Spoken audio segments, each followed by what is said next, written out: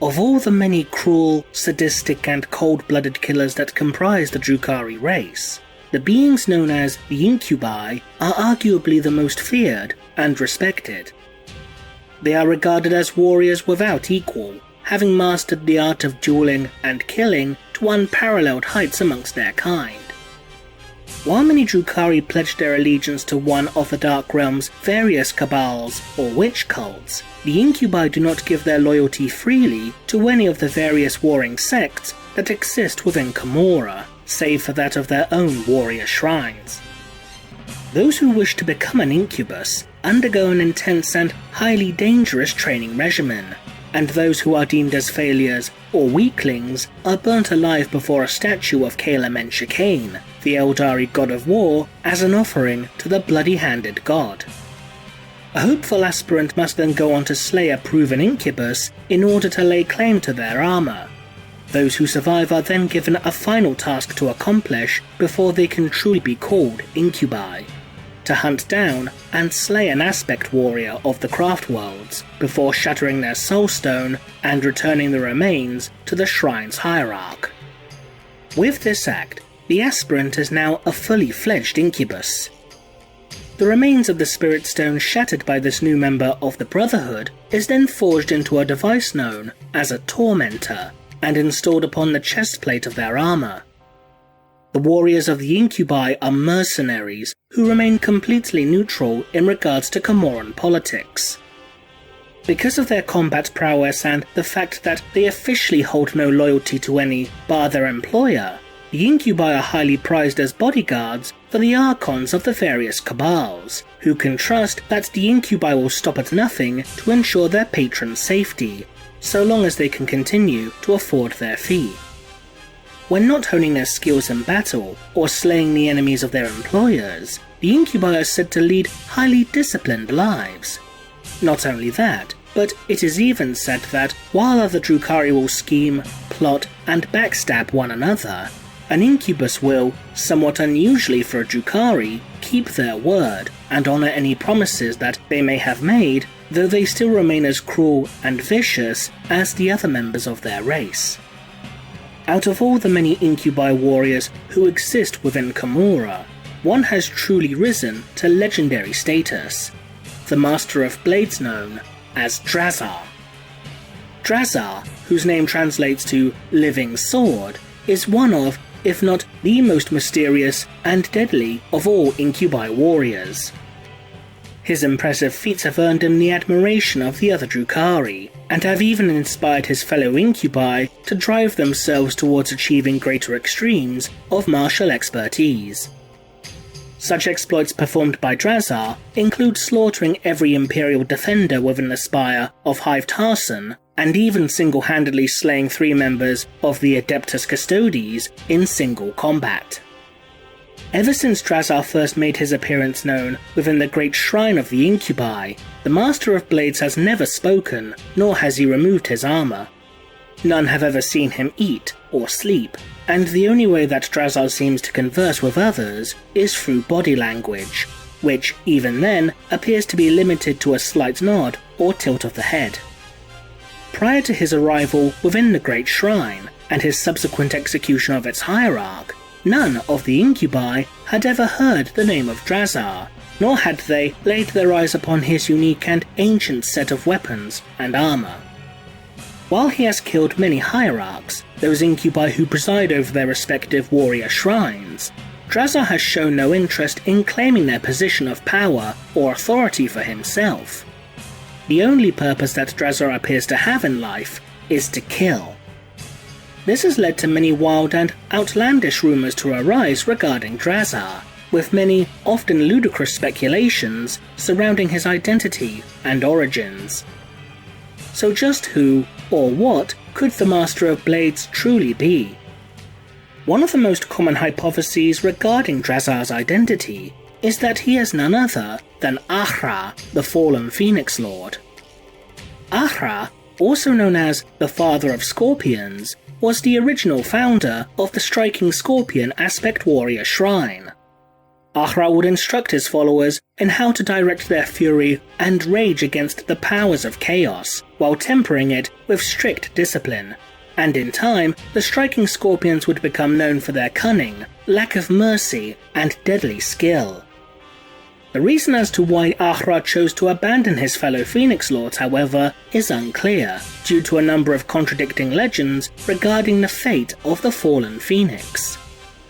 The Asiyani, according to the novel Path of the Warrior, believe that Ahriman had become touched by the dark light of chaos, and as a result of this corruption, would go on to betray the other Phoenix Lords, eventually leading a horde of demonic entities against them, leading to the destruction of the first shrine of the Asuya. Ahriman would eventually be defeated by the other Phoenix Lords before he would flee into the depths of the Webway. In the wake of Ahriman's betrayal, the mantle of Phoenix Lord of the Striking Scorpion aspect would be taken up by the warrior known as Karandras, the Shadow Hunter, who would begin hunting the fallen Phoenix Lord, seeking retribution for his predecessor's actions. The Drukhari, however, hold a different belief in regards to the legend of Arhra, as documented within the novel Path of the Incubus. The Incubi believe that while the other Phoenix Lords wished for the Eldari to be able to don the mantle of warrior only when necessity demanded, and for their aid to only be given to the Eldari of the Craft Worlds, Arhra would argue that the fight against chaos would require devotion from all the Eldari sects, and not just to benefit a small portion of their race. The other Phoenix Lords would begin to question Ahriman's methods, disheartening the Father of Scorpions before he would abandon the other Asuya and make his way to Camorra, where he would continue to mentor a new generation of warriors and in turn lay the foundations for the Incubi warrior sect. Despite this, Arhra would continue his battles against the powers of chaos, until he was supposedly slain by his students after his body had become corrupted by the energies of the warp, even though his soul was said to still remain pure. Whether either or both of these legends are true or complete falsehoods, however, is unknown. Given Drazhar's exceptional combat prowess, combined with the ancient and unique weapons and armor sported by the Master of Blades, it would initially appear to be a fairly reasonable assumption to suggest that Drazhar is in fact a new identity assumed by the Father of Scorpions. There is a problem with this possibility, however. One of the earliest documented instances of Drazhar appearing within the realm of Camorra took place a few scant centuries after Asdrubal Vecht became the supreme overlord of the Dark Realm, with Vecht's taking place sometime during M35. Arhra himself, however, was seen as recently as late M41 upon the craft world of Xandros. As detailed within the 8th edition Craftworld's Codex, Ahriman and his successor Karandras would battle for 17 days and nights before Karandras would vanish into the darkness, enraging the fallen Phoenix. This would strongly suggest that Drazhar and Ahriman are in fact distinct and entirely separate entities. Another popular story told by the denizens of Camorra about Drazhar is that his armor, instead of being worn by a living warrior, is filled with nothing but bone dust.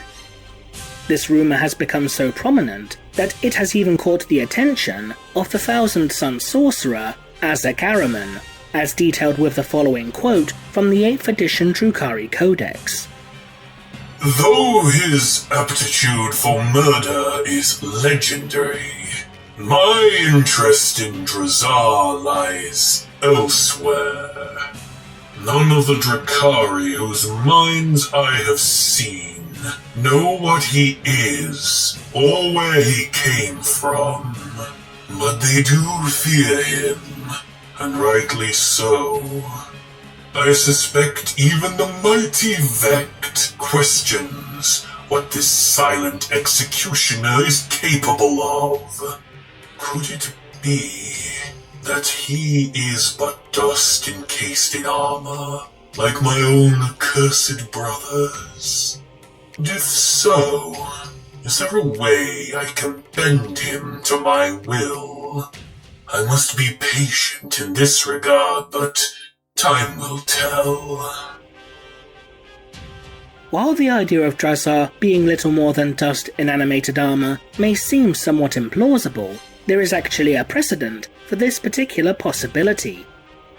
The 2nd edition Eldar Codex details that the Exarchs, those who become lost upon the path of the warrior, will often wear ancient and elaborate war suits that over time physically bond the psychoplastics of their construction with the very flesh and bone of their wearer, preventing these suits of armor from ever being removed. Should an Exarch be slain, then their war suits upon inspection will be completely empty, due to their mortal body having long been consumed by their armor.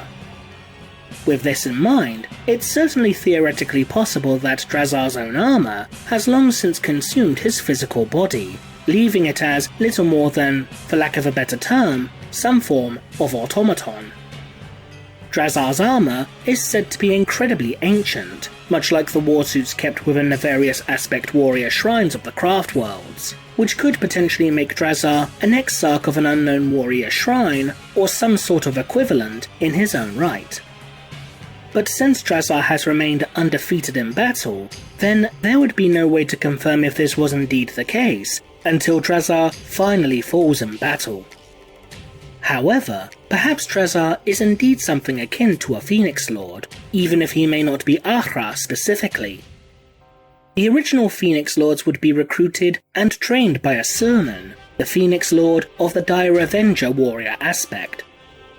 Since Arhra would go on to found the Incubi sect after abandoning the other Phoenix Lords, then could the Father of Scorpions have potentially begun recruiting his own faction of fallen phoenixes to rival those of a Sermon. Perhaps in this regard, Drazhar would have been the first of these new Phoenix Lords, which in turn could explain as to why no one had heard of Drazhar prior to his arrival within the Great Shrine of the Incubi, for the identity of Drazhar would not have been the executioner's original name. Drazhar's name does certainly fit with the poetic monikers that are demonstrated by the other Phoenix Lords. For instance, Baharoth, the Phoenix Lord of the Swooping Hawk Aspect Shrine, has a name that translates to Cry of the Wind, while the name of the Howling Banshee Phoenix Lord, Drazhar, translates to Storm of Silence. As stated earlier, Drazhar translates to Living Sword, a name which many have claimed outright to be ceremonial. Drazhar's skill in battle could even be attributed to the possibility that he was trained in the art of combat by none other than Ahriman himself, who was famed for being a warrior with few equals, in a manner similar to how a sermon guided many of the other Phoenix Lords, such as Drazhar, into walking the path of the warrior. Alternatively, Drazhar could simply be a somewhat eccentric Drukhari warrior who was unmatched in the art of killing, and merely acts the way he does in order to cultivate and accentuate the air of mystery and notorious reputation surrounding him.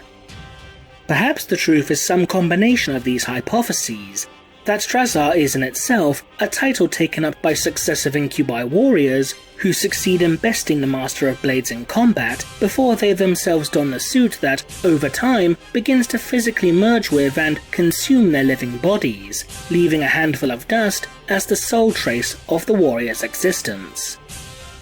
Until Drazhar is slain, we may never know the truth. What do you think? Leave a comment below, and thanks for watching.